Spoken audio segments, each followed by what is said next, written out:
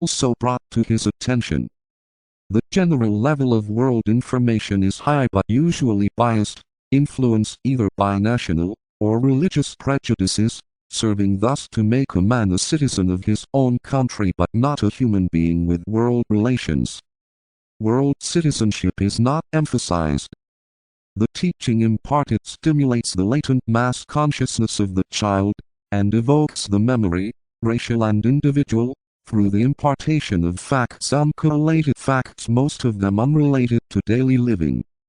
These facts could serve, if used as seed thoughts in meditation and technically employed, to recover from that race consciousness and racial memory, not only national history but past history as well. I mention this in order to emphasize the danger of such undue emphasis upon the past, for if this were done on a large scale it would prove disastrous. It would put a premium on racial and national ideals and objectives and would lead rapidly to racial crystallization and senility, metaphorically speaking. An example of an effort in this direction was seen going on in Germany, and in a lesser way in Italy. It culminated in the Axis. Fortunately, the tide of life in the youth of any nation can be trusted to swing the thought of the race into a better direction than the evocation of past glory, so-called, and the emphasizing of the things which should be left behind.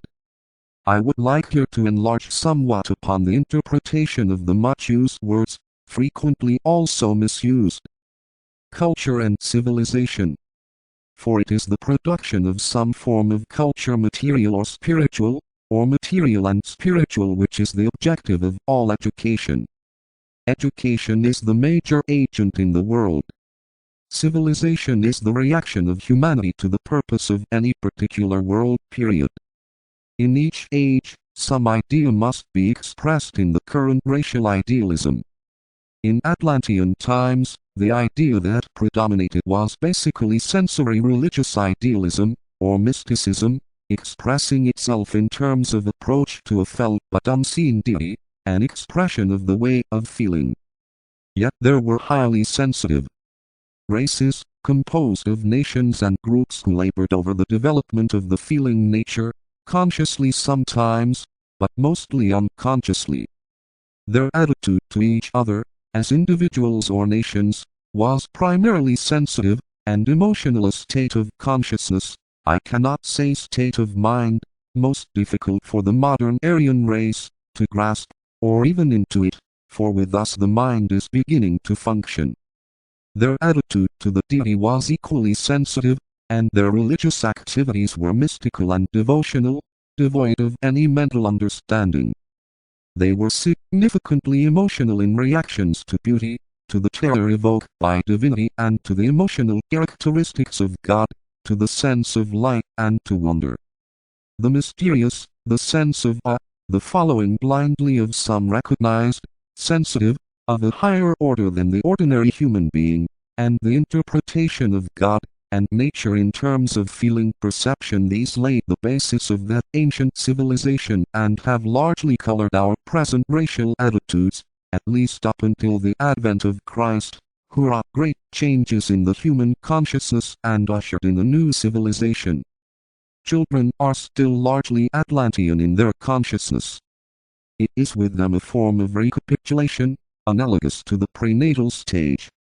The same recapitulation goes forward upon the path, when a man develops the mystical consciousness anew, after he has evoked his mental nature and prior to unfolding true occult awareness or knowledge and the reactions of the higher mind.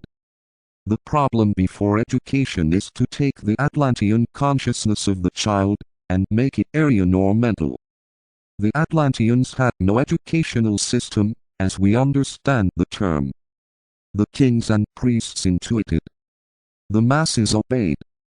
In the present race a different civilized attitude is emerging, and is nearing its consummation. In each age, some idea functions and expresses itself in both racial and national idealisms. Its basic trend down the centuries has produced our modern world, and this has been strictly materialistic. A nation today is regarded as civilized when it is awakened to mental values and at the same time it is demanding material values. And when the mind, the lower mind, in its memory aspect, its discriminating and separative aspects, its analyzing functions, and its ability to formulate concrete ideas based on material perception, material desire and material purposes, is receiving the training which will make a material civilization, and has made our material civilization what it is today. With the emphasis shifting away from feeling perception to mental attitudes towards life, with the desire to make the material life of the citizen of every nation the dominant factor in the national thought, with the mind unfoldment consecrated to material living, and with science definitely committed to the enunciation only of the provable and concerned only with the energies of material effect, is it any wonder that the major consideration of our modern civilization lies in the field of the economic life? We are occupied with material conditions, with the object of increasing possessions, with bettering worldly situations, elaborating physical plane living, and substituting the tangible for the intangible, the concrete for the spiritual, and physical values for the subjective values. However, these latter must someday emerge into expression. The above statement is superficial and of so general a character that it does not deal with the relatively small minority who do sense these larger values and are working to bring about their emergence into the racial life. These people are the custodians for the advanced ideals of the current civilization, but the energy which they release works out frequently in the establishment, temporarily, of the more concrete values. My remarks are only partial, and the facts equally so. I exaggerate perhaps. Yet maybe I do not. Nevertheless, the fact remains that the two great civilizations about which we can really know anything, the Aryan and the Atlantean, present two extreme objectives, or positions towards which the humanity of the two periods directed and still direct their attention. The Atlantean civilization was definitely religious in its attitudes. Religion was the commonplace of life, and the raison d'etre of all that was. The world after death was the subject of interest and unwavering, unquestioning belief. The subtle influences emanating from the unseen realms, the forces of nature, and man's relation to them through a keen sensitivity, and the entire gamut of his emotional attitudes constituted the life of the race, and colored all that there was or might have been of embryo thought. The result of all this, inherited by us when history as we now have it arose, from the time of the flood, whenever that might have been, can be expressed by such words as animism, spiritualism, lower psychism and feeling. The sense of God, the sense of immortality, the sense of subtler inner relationships, the sense of worship and the undue sensitivity of modern man is our outstanding heritage from the civilizations which existed upon old Atlantis. Upon all this basic structure the exact opposite is being imposed today, and in the reaction normal, right and developing man is laying a superstructure in which the emphasis is increasingly upon the tangible, the material, the seen, and upon that which can be proved, diagnosed, analyzed, and utilized for the improving of man's outer life and his material position upon the planet. Both civilizations have gone too far, and in the swing of the pendulum we shall inevitably return to a middle position, to the noble middle path.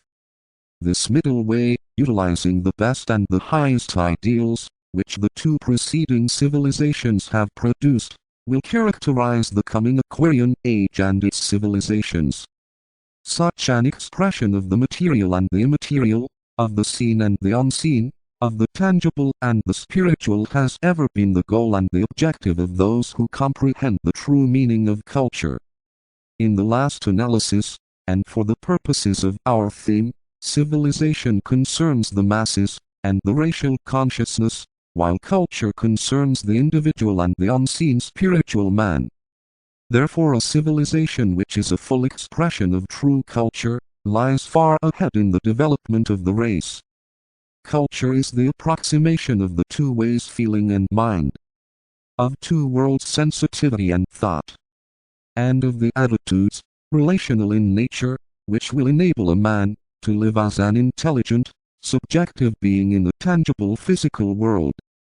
The man of culture relates the world of meaning to the world of appearances, and regards them in his mind, thus recognizing them with his brain, an indication of an established link, or relationship, as constituting one world with two aspects.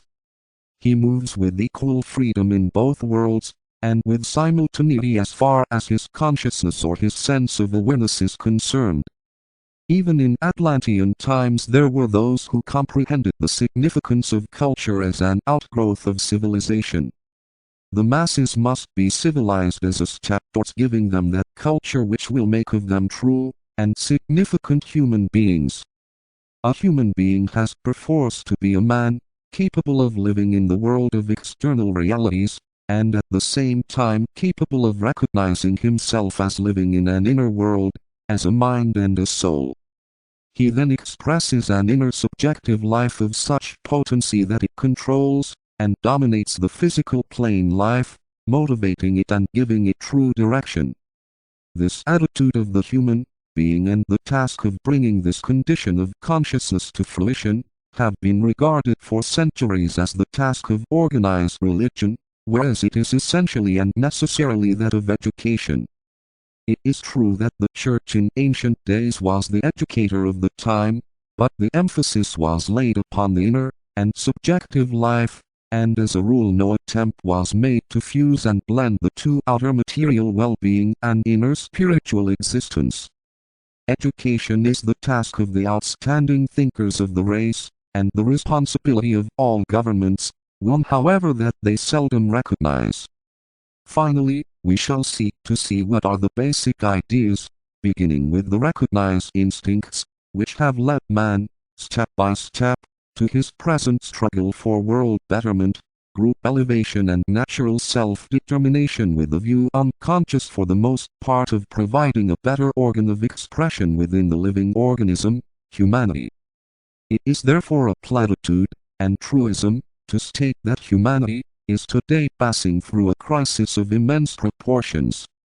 The causes of this crisis must be sought in many factors. They lie in the past, in the growth through evolution of certain basic tendencies in man, in past mistakes, present opportunities and the powerful activity of the hierarchy of love. The future is of great promise, provided man can learn the lessons of the present which have been clearly presented to him. He must accept them and understand clearly the nature of his problem and of the crisis with its many ramifications and various implications. The seething turmoil in which the masses of the people are now living, and the emergence of one or two key people in every nation have a close relationship. These key people make their voices heard and evoke attention. Their ideas are followed rightly or wrongly with attention, appreciation or distrust. The slow and careful formation of the new group of world servers is indicative of the crisis. They are overseeing, or ushering in the new age and are present at the birth pangs of the new civilization and the coming into manifestation of a new race, a new culture and a new world outlook. The work is necessarily slow and those of you who are immersed in the problems and pains find it hard to view the future with assurance, or to interpret the present with clarity. In the